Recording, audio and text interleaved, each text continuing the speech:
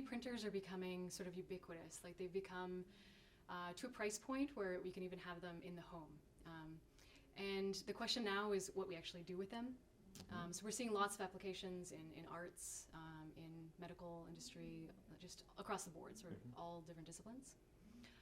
And something that I'm interested in is not to just look at 3D printers as something that can create something with a very complex appearance, but that there's also this idea of why is it important that they're actually in reality like sitting in our hand. And we can look at sort of the behavior of these objects, that we can imbue like physical properties within them. So the sorts of properties that I've looked at are static balance, so creating things that look very delicate and surprisingly balanced when they sit on a countertop. Or things that can spin in surprising ways, like taking an armadillo and spinning it on its shell, or an elephant and spinning it on its toe. And the interesting thing is that there's like these very precise physical properties behind that make it possible. And so designing objects for those properties is what I'm interested in, and also like the future possibilities and applications for that idea. Something that I come from is I've done a lot of research in architecture and structural engineering, and so in those fields the idea of balance and just structural properties is critical. Like you cannot go forward with a design for a building without considering whether it's going to stand or not. And so I'm interested, partially that was part of the inspiration in moving into this area in printing, was how can we also do that for like small everyday objects and sort of create fun examples.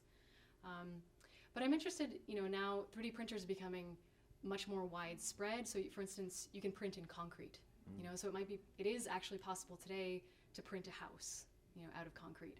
Create these very precise shapes and internal structures. Like what does that mean for architectural design? Can we print lighter weight concrete buildings, or can we create buildings that have special balance or structural properties? Something that I mentioned was thinking about things like earthquake design, like very dire consequences, and can we imbue something into the design from this sort of new control over the complexity that would help us in that sort of situation.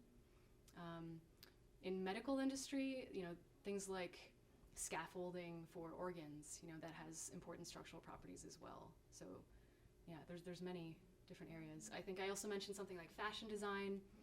If we could create things that like transforming structures that counterbalance the body, so as you're moving sort of like a squirrel's tail or something, it sort of transforms and allows you to do impossible poses that you could never do before. So there's all sorts of ways where physics really plays in and lets us do sort of fascinating things. Another kind of neat example that we looked at was there's another toy that also uses this property of spinning, which is yo-yos. And funnily enough, I was really surprised to hear this, even yo-yos were known to the ancient Greeks. So you can find artifacts with paintings from ancient Greece where they're playing with a yo-yo. Wow. Yeah, so it is funny that they were familiar with these sort of, at least intuitively, with these properties of dynamics. And it's really kind of exciting that today we can sort of expand on those ideas and create shapes that haven't been possible for those thousands of years, even though we've known about those properties.